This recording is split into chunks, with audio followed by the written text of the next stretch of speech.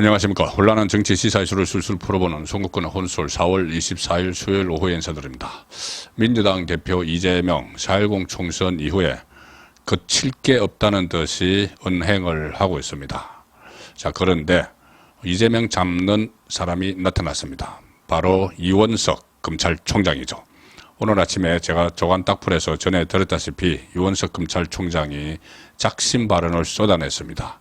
이화영 전 경기평화부지사 술판, 가짜뉴스, 그리고 또 그것이 통하지 않으니까는 정관 변호사 이야기까지 들고 나서 이 재판을 어지럽히고 있는데, 이것은 결국은 이재명 보호를 위한 것이죠. 자, 그래서 그것을 간파한 이원석 검찰총장이 모처럼 목소리를 냈습니다.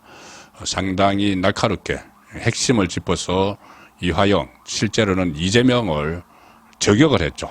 자, 저격을 하고 경고를 했습니다.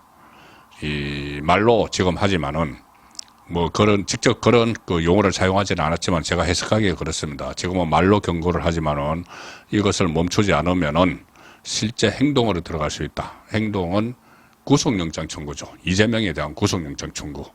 자, 이렇게 나오니 기세등등하게 총선 이후에 거리낄 게 없는 것처럼 행동하던 이재명이 아예 침묵을 해버렸습니다. 그렇게 세게 공격을 했는데도 맞받아칠 생각조차 하지 못하고 침묵을 했고, 이재명뿐이 아니고 이재명의 말 한마디에 일제히 움직이던 민주당 사람들, 또 무슨 뭐 특이 TF도 만들었는데 그 조직까지도 완전히 오늘 개점 휴업 상태로 들어가서 아무 말도 하지 않고 있습니다. 그만큼 무섭다는 이야기죠. 이원석의 경고가, 이원석 검찰총장의 경고가 무섭다는 이야기가 되는 겁니다. 이 상황은 간략히 전해드리면 왜 이게 이재명과 관련이 되느냐 하면은 이런 겁니다. 이화영이 지난 4월 4일이죠. 수원지법에서 열린 피고인 신문과정, 이제 구형 15년을 받았는데 그 직전에 최후 진술 같은 것을 하면서 이렇게 이야기했습니다. 김성태 전 쌍방울 회장 등과 함께 이재명 민주당 대표를 엮기 위한 세미나를 했다. 자, 그래서 그 세미나 이제 술판을 벌였다는 이야기죠. 거기서 이 대북 송금 이재명에게 보고했다는 그런 회유를 받았다는 이야기입니다. 그리고 술을 이제 먹었다. 그러고 나서 법조계에서는 왜 이화영이 그 시점에 그런 이야기를 했을까? 갑자기 술판이 있어서 내가 이재명에게 보고를 했다는 것은 회유에 의한 거짓 진술이었다. 왜 그 시점에 했을까? 그 시점이 4월 4일이죠. 자, 총선이 4월 10일. 그런데 4월 4일 시점에 민주당에서 총선 승리를 자신을 하고 있었습니다. 자, 그때 이 야권 압승, 이 분석 이런 것이 나오던 시점이었기 때문에 이화영이 자기는 이제 구형을 15년 받았죠. 그리고 그러니까 1심 판결이 6월 7일 날 있는데, 그때 뭐 중형을 받더라도 이 불법 대북 송금 관여 혐의로 수사를 받고 있는 이재명에게는 이 여파가 미치지 않도록 하겠다. 이 메시지를 이재명에게 준 것이다. 이런 분석이 가능하죠. 총선이 이제 승리해서 이재명이 기고만장할 텐데, 이재명에게 잘 보이기 위해서 그 술판이라는 게 있었는데 그 술판에서 내가 회유를 받아서 이재명 대표님에게 그때 경기도지사님에게 보고를 했다고 2번 잘못 진술했습니다. 그 술판 때문에 그랬습니다. 이걸 이제 이재명이 들으라고 메시지를 던졌다는 거죠. 그러면은 이재명에게 일종의 다시 충성맹세를 다시 한 셈인데, 그러면은 본인이 구형에서 15년 받았지만 이것은 그 뇌물 그리고 외환관리법입니다. 나중에 대북송금까지 합쳐서 추가 기소가 되면은 검찰에서 지금 이야기하듯이 최소 10년, 최고 무기징역까지도 받을 수 있는 그 형량이죠. 뇌물 액수가 상당히 많기 때문에. 그래서 이화영은 이재명에게 다시 한번 충성맹세를 하면서 이재명이 나중에 만약에 정권을 잡으면은 본인을 이제 사면 복권을 시켜주는 막 그런 것을 노력했죠. 그래서 술판 그 엉터리 이 가짜뉴스를 만들어낸 건데, 이재명에게 던지는 메시지입니다. 저 이러고 있으니까는 잘 봐주세요. 나중에 저 대표님 위해서 제가 이 술판 거짓말도 만들어냈어요. 뭐 이거죠. 자, 그런데 이재명도 그렇게 해야지 자기가 당장 이제 구속영장 청구하는 데서 좀 벗어날 수가 있고 하니까는 자기는 보고를 안 받았다고 해야 되는 거죠. 그러니까, 이하영의 그 말, 아무런 증거도 없이 그냥 이하영 말이 딱 나왔을 때 했던 말이 이하영 말이 100% 사실로 보인다. 이렇게 이야기했습니다. 그리고 이제 이때 이제 100% 사실로 보인다. 이때는 선거가 끝났을 때죠. 선거가 끝나고 나서 이게 이제 본인이 추가 기소 안 되고 구속영장도 안 받기 위해서 이걸 이하영 말을 허위 자백이었다. 그러니까는 그 회유에 의한 자백에 의해서 증거 능력이 없다. 법원 그 재판 과정에서 그걸 같이 맞장구를 쳐주고 있는 겁니다. 100% 사실로 보인다. 또 뭐 검찰이 말을 바꾸고 있다. 계속 이제 옹호를 했습니다. 어제까지만 해도 이게 엉터리로 막 드러났는데도 어제까지만 해도 그러니까 이원석이 발언하기 전까지 이원석 검찰총장의 경고 발언에 나오기 전까지는 검찰이 말을 바꾸고 있다. 이렇게 검찰 쪽에 막 책임을 넘겼죠. 그리고 민주당에서 당 차원에서 정치 검찰 사건 조작 특별 대책단 민영배가 합니다. 이걸 구성을 해서 술판 그 회유 의혹을 정치 쟁점화하려고 막 시도를 했죠. 민주당 의원 당선자 30명 막 몰려다니면서 수원지검 가고 뭐 대검 가고 수원구치소 가고 그 소동을 피웠지 않습니까? 자, 그런데 이게 한 방에 정리가 돼 버리는 거죠. 갑자기 어제 그 이재명이 검찰이 말을 바꾸고 있다. 자기 이제 어제 어쨌든 그 기자들에게 그런 말을 하고 나서 어제 재판 받으러 가면서 그 말을 했습니다. 어제 대장동 재판 받으러 가면서 검찰이 그 술판 관련해서 검찰이 말을 바꾸고 있다. 아무 근거도 없이 그렇게 던졌는데 그 이원석 발언이 나온 이후 어제 오후부터 오늘 조용합니다. 이재명도 그렇고 이 문제 술판 문제에 대해서 민주당도 그렇고 무슨 특별대책단도 그렇고 다 일제히 침묵을 하고 있습니다. 왜? 이원석 발언 때문이죠. 오늘 민주당이 최고위원회의가 열렸는데 여기서 이재명이 다른 때 같으면은 뭐 술판 이야기도 하고 다른 최고위원들도 자기들이 이제 대책단까지 만들었으니까 검찰이 회유를 했다. 그래서 이재명에게 덮어씌우려 한다. 막 이런 식으로 막 이야기가 나왔을 텐데 이 문제에 대해서는 한마디도 안 나왔습니다. 오늘 최고위원회에서 한마디도 안 나오고 대신 나온 게 이 최상병 특검 문제. 최상병 특검만 가지고 공세를 막 폈습니다. 이재명도 최고위원회에서 뭐 최상병 특검법 여기에 대해서만 이야기를 하고 술판 문제는 하나도 이야기도 안 했죠. 다른 최고위원들도 뭐 정청래도 그렇고 뭐 서영교도 그렇고 전부 다 이 최상병 특검만 가지고 이야기를 다 오늘 최고위원회에서 했습니다.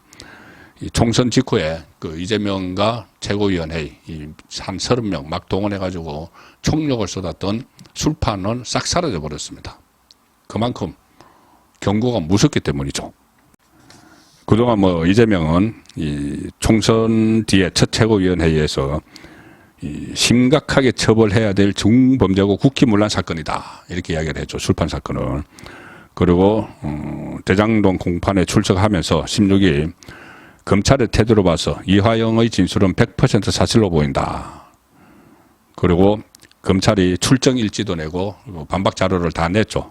그 뒤에도 검찰이 말을 바꾸고 있다.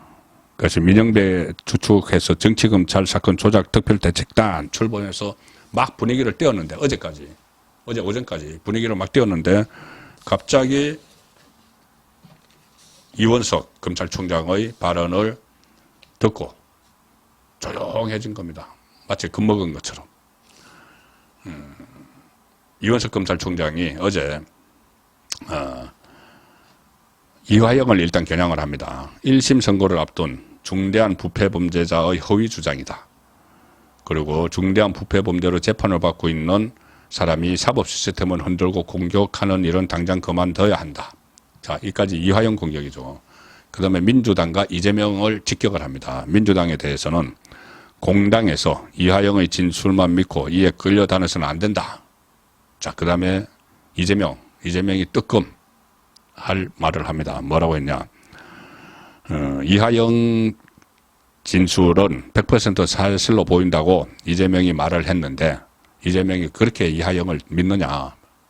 그 100% 사실로 믿느냐. 그러면은 이화영이 했던 다른 말, 검찰에서 변호인 입회하에 했던 말, 이재명에게 그러니까 북한 방문을 위해서 북한에 돈을 김성태가 대신 내줬고, 그것이 지금 진행되고 있다. 이렇게 보고를 보고를 했다고 2번이나 진술을 했는데, 그러면은 이재명은 이하영의 말을 100% 믿으면은 이하영이 진술을 번복하기 전에 했던 그 진술을 100% 믿느냐?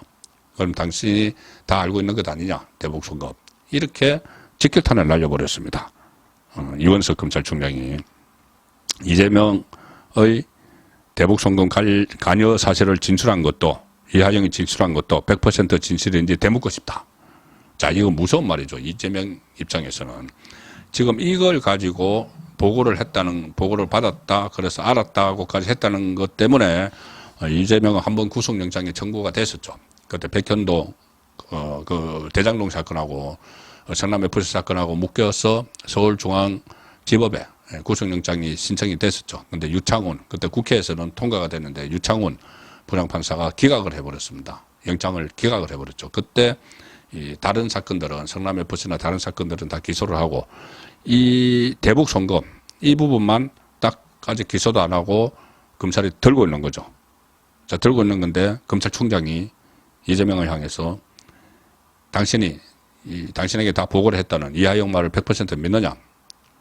그러면은 이하영이 다 보고를 했으면 다시 구속영장을 취해야 되겠죠. 구속영장을 다시 치겠다는 이야기가 됩니다. 자꾸 이런 식으로 하면은 제 영장을 치겠다. 그 의미가 되는 것이고, 또 특히 이원석 총장은 이런 말도 했죠.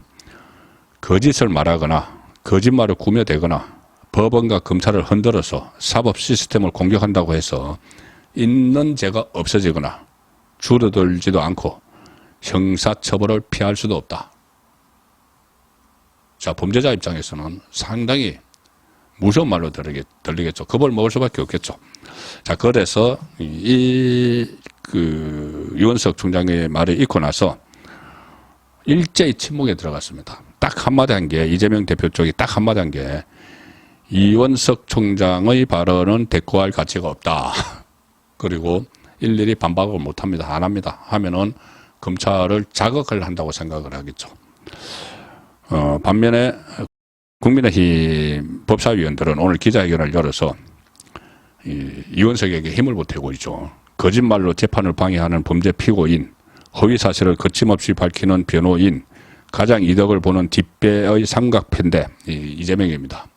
자, 허위 사실을 방해하는, 거짓말로 재판을 방해하는 범죄 피고인은 이화영, 허위 사실을 거침없이 밝히는 변호인은 이화영 변호인, 경기도의원인 김강민, 민주당 소속, 그리고 가장 이득을 보는 뒷배는 이재명이죠.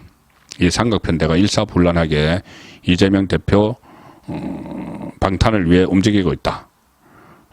악질적 사법방해다. 이렇게 규정을 했습니다. 그런데 민주당은 제대로 반박을 하지 못하고 뒤로 빠져버렸죠. 그래서 그동안 이 영장 청구에 대해서, 이재명 영장 청구에 대해서 제가 누차 말씀드렸지만, 그 소정욱 변호사도 검찰의 분위기를 몇 차례 전해드렸죠. 일선 수사검사들은 영장 청구를 해야 된다고 부글부글 끓는데, 검찰 지휘부, 특히 이원석 총장이 미적되고 있다. 자, 그런데 그런 이원석이 경고 발언을 했습니다. 이재명에게. 그러면 움찔할 수밖에 없겠죠. 만약에 여기 일일이 반박을 하면은 진짜 영장을 청구해 볼 가능성이 더 높아지는 것이죠. 자, 그래서 지금 이원석 총장 그러니까 경고 발언에만 그치지 말고 이것뿐이 아닙니다. 검찰을 무시하는 그 행태들, 조국은 뭐 검찰청을 없애고 기소청을 만들겠다 이렇게 하는데, 그냥 이렇게 말로만 경고하는 것이 아니고 실제로 법대로 이재명에 대한 영장 청구, 또 법인카드 같은 추가 수사, 이걸 그대로 다 진행을 해야 되는 것이죠. 그래야지 이원석 총장의 경고 발언이 진정성을 얻을 수가 있는 겁니다. 그리고 이재명은 그러면은 더욱더 위축되겠죠. 본인이 지은 범죄 혐의 때문에 그렇습니다. 정치적 사안과는 전혀 다른 이야기죠. 송국근의 혼술이었습니다.